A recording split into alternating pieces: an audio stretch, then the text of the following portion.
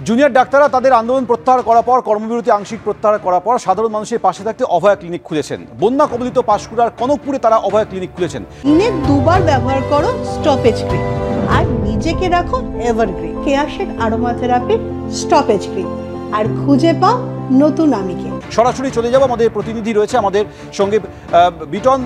Junior ডাক্তাররা প্রতিশ্রুতি দিয়েছিলেন সাধারণ মানুষের পাশে থাকবেন, সেই অঙ্গীকার মেনেই এই মুহূর্তে তারা অভয়া ক্লিনিক চালাচ্ছেন।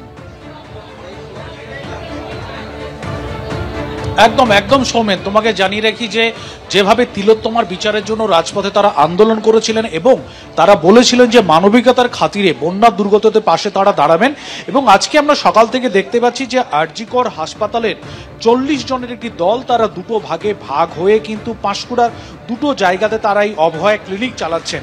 এই মুহূর্তে আমরা রয়েছি গড় পুরুষোত্তমপুর এলাকায়, এবং তুমি জানো যে মঙ্গলবার দিন এই গড় পুরুষোত্তমপুরেই কিন্তু প্রথম বাঁধ ভাঙে এবং সেই বাঁধ ভাঙার পর কিন্তু গোটা এলাকা কার্যত প্লাবিত হয়ে যায়।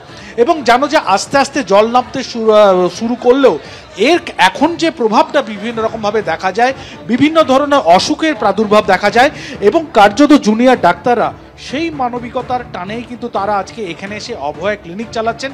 এবং তুমি দেখতেই পাচ্ছ যে জুনিয়র ডাক্তারদের বুকে যেরকমভাবে ব্যাচ লাগানো রয়েছে উই ডিমান্ড জাস্টিস, অর্থাৎ একদিকে তারা ন্যায় বিচার যেরকমভাবে চাইছেন, অন্যদিকে সাধারণ মানুষের পাশে দাঁড়ানোর জন্য, বন্যা দুর্গতদের পাশে দাঁড়ানোর জন্য কিন্তু একই রকমভাবে তারা বদ্ধপরিকর। আমাদের সঙ্গে রয়েছেন আন্দোলনের অন্যতম মুখ, তার সঙ্গে একটুখানি কথা বলে নেওয়ার চেষ্টা করব। আন্দোলন আপনারা করলেন রাজপথে দাঁড়িয়ে, তারপরে এখানে এসে অভয়া ক্লিনিক চালাচ্ছেন, কি বলবেন?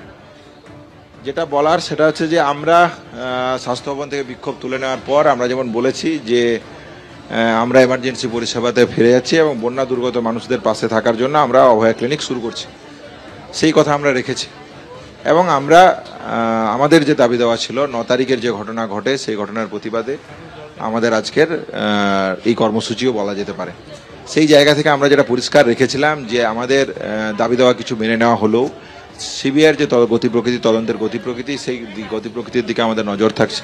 আমরা লাস্ট সিজিও কমপ্লেক্স অভিযান করেছিলাম, আমরা সিবিআইকে বুঝিয়ে দিতে চেয়েছিলাম যে আর বেশি দিন আমরা সময় দিতে পারবো না, অতি দ্রুততার সাথে তদন্তের গতি প্রকৃতি বিচার। অর্থাৎ একদিকে যেরকম ভাবে তদন্ত তারা চাইছেন, বিচার যেরকম ভাবে চাইছেন, অন্যদিকে অভয়া ক্লিনিক করে কিন্তু সাধারণ মানুষের পাশে থেকে তারা কিন্তু পরিষেবাটাও চালিয়ে যাচ্ছেন।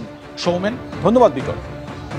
আমার মনে হয় যে আন্দোলন আমরা করেছি, ন্যায় বিচারের দাবিতে যে আন্দোলন আমাদের চলেছে বা চলছে এখনো, সেই আন্দোলনের সময় আমরা দেখেছি সাধারণ মানুষ আমাদের সাথে এসে দাঁড়িয়েছেন সর্বতোভাবে।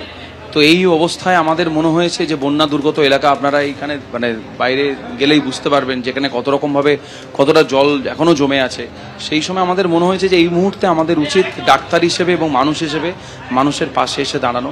আমরা সেইটুকু কাজই করছি, এবং তার মাধ্যমেও কিন্তু আমরা আমাদের প্রতিবাদ, যেটা আমাদের এই যে অভয়া ক্লিনিক, অভয়া যে প্যাড, সেই প্যাডেই কিন্তু আমরা প্রেসক্রিপশন করে ওষুধ দিচ্ছি, এবং সেইভাবেই আমরা আমাদের সাধারণ মানুষের মধ্যে এই প্রতিবাদটাকে সঞ্চারিত করার চেষ্টা করছি।